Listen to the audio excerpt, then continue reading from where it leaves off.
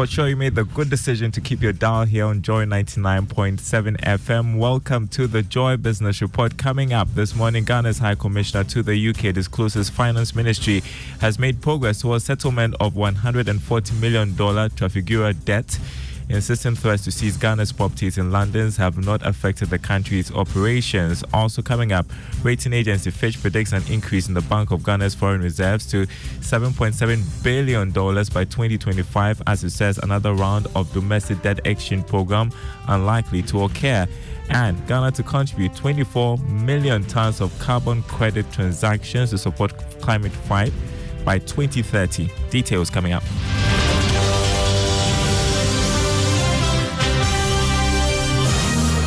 Thanks for being with us. My name is Darrell Kwao. Hello to our friends listening from Kofredi on KTU Radio. First up, the Finance Ministry has made significant progress towards settlement of $140 million Trafigura judgment debt. So that's according to Ghana's High Commissioner to the UK and Ireland, Papa Usuankuma.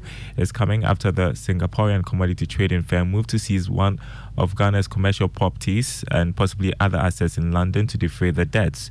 But Mr. Usuankuma says government has made some progress.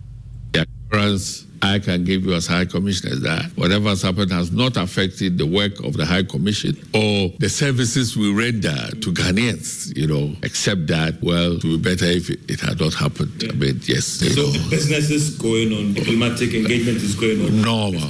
Everything that has affected us. No. Even for Ghana International Bank, it has not affected their business, except that, where property is being seized because you have not satisfied the debt, it's not really comfortable. But I know it's because of the peculiar challenges we faced at that time. For you, the assurance is that we wouldn't move into that final decision where the property will be sold different. That is the assurance that I can give. That we shouldn't worry. Yes.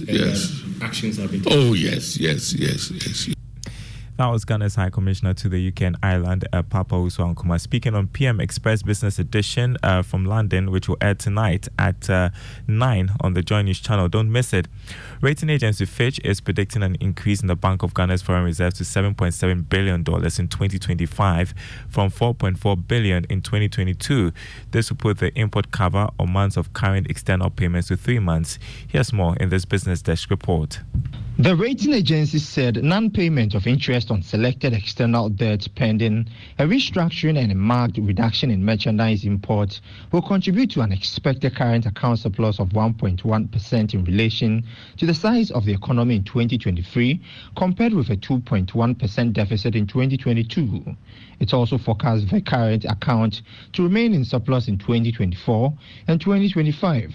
Although VERS forecast is subject to development in the external debt restructuring. VERS is expected to strengthen the value of the cedi against the dollar. Meanwhile, Fitch says another round of local currency debt exchange is unlikely in the near term. According to Fitch, the local currency debt exchanges represent a debt service reduction of 52 billion cedis in 2023, about 6% of estimated 2023 gross domestic product, or 39% of estimated 2023 revenue and grant. That was a Business Desk report. Now, Associate Professor of Finance at the Andrews University in the US, Professor Williams Pepra, has warned government not to jubilate yet following Fitch's upgrade of Ghana's rating to CCC from restrictive default. He contends Ghana is not out of the woods yet, as there is more work that needs to be done to win the trust and confidence of investors. Professor Pepra therefore urged the government to intensify efforts to get external creditors to sign onto Ghana's debt exchange program. The local side, which the CC class, we should not be jubilating. It's just a sign that we have started making payment on some debts that are due. That is all. As I'll repeat it, we should jubilate if we're able to get the external creditors signing on to a debt exchange program. That really frees us, because the external creditors or Eurobond holders is about $13.1 billion US. It is a place that's where we get the haircuts that is going to really have a major impact on our economy. So though the domestic one has helped, but this impact is not going to be felt so much as the Eurobond holders if they give us a haircut. Associate Professor of Finance at the Andrews University in the U.S., Professor Williams Pepper. Now, Ghana is poised to make approximately 24 million tons of carbon credits available for transactions on the compliance market by 2030. This will be to support green businesses and initiatives that aim to promote sustainable living. Deputy Minister of Finance, Dr. John Kumah, made the disclosure when he opened a 3-day meeting for experts for North and West Africa Intergovernmental Committee of senior officials on sustainable development goals. Here's more.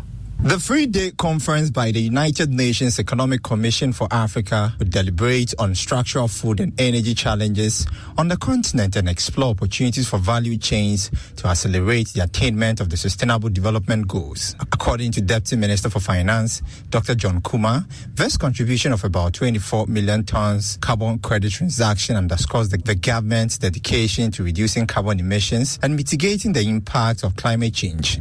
As part of our updated nationally determined contribution, Ghana is poised to have approximately 24 million of carbon credits available for transactions on the compliance market by 2030. This underscores our dedication to reducing carbon emissions. Speaking to Joy Business, Country Director for the United Nations, Charles Abani, applauded Ghana's leading role in ensuring adequate resources to support the SDGs. And I think Ghana has played a leading role in pushing for the reforms necessary to the global financial system. We've also seen Ghana successfully negotiate an IMF package that has brought some resources, and the tale of the tape so far is that Ghana is making progress towards meeting those terms and conditions. The meeting is under the theme Investing in Energy Transition, Food Security and Regional Value Chains for Sustainable Development in North and West Africa. We have some more news for you this morning. British Airways is ruling out any plan to move all of its Heathrow flights to Gatwick. This follows a recent introduction of flights on the Gatwick route 3 times a week. British Airways in 2021 announced a decision to move flights from the premium Heathrow Airport to Gatwick, a decision that was seriously rejected by government. Speaking exclusively to Joy Business in London, Chief of Planning and Strategy at British Airways, Neil Alan Chernoff, said there was no such plan on the table. Look, I can guarantee there is no plan to sort of start the route from, let's say, Gatwick and move the Heathrow route over to Gatwick. We've been flying to Ghana for 86 years. I looked that up recently. And look, there was a time, this goes back, I believe, 2 years ago, where we looked to move the Heathrow route to Gatwick. And at the time, that was because we were very, very constrained on capacity at Heathrow. What we did want to try was maintaining our Heathrow presence, which is on a daily flight on the 350. That's our largest aircraft next to the 380, the double-decker. And what we wanted to do is to test adding capacity out of Gatwick and to see if there is some benefit of being able to serve that additional catchment. So I get from that, that's the firm assurance. There isn't any plan from your end to move us to Gatwick? No, you have my firm assurance. You had Neil Alan Chernoff. He is Chief of Planning and Strategy at British Airways. Now, a Swedish medical advisory service, Manji Health, is collaborating with SIC Insurance Company to help Ghanaians in the diaspora provide health insurance for their families back home. According to Chief Executive Officer of Manji Health, Prudence Mafuta Pearson, Ghana is ranked second biggest diaspora market in sub-Saharan Africa, reason they are expanding into the country. Ghana is ranked among the top 10 diaspora markets in Africa. It's ranked number 4 in Africa and number 2 in sub-Saharan Africa. The market size is 4 million Ghanaians living in the diaspora. Their annual remittance volume is over $3 billion. This is money that Ghanaians living abroad send back home to their family members to support them. So it's a very big market and it's a lot of money that is involved. Many times the problem is, you send money, someone has to pick it out as cash and then they go and pay at a hospital if it's for medical needs. With our platform, we will not only help the Ghanaian diaspora to connect with the top hospitals in Ghana, we will also secure their transaction by helping them to make payments directly into the healthcare system. Chief Executive Officer of Manji Health, Prudence Mafuta person there. Now, today on Investor Eye, we'll tell you what to do when suspicious investment links are sent to you. Joseph Kokwe is lead in charge of cybersecurity at the E-Crime Bureau. He provides some advice. With the pyramid, they ask the investors themselves to go out and scout for more people to come into the investment. So you bring 5 people, I bring 5 people. If 20 of us bring 5 people, they have 100 new people in their system to scout. That's Investor Eye. Thanks for listening, everyone. Let's check the markets as we round up this morning. On the commodity market, crude oil opened trading at $85 a barrel after dropping marginally from yesterday's trading. Gold gained more than $3, selling at $1,986 an ounce.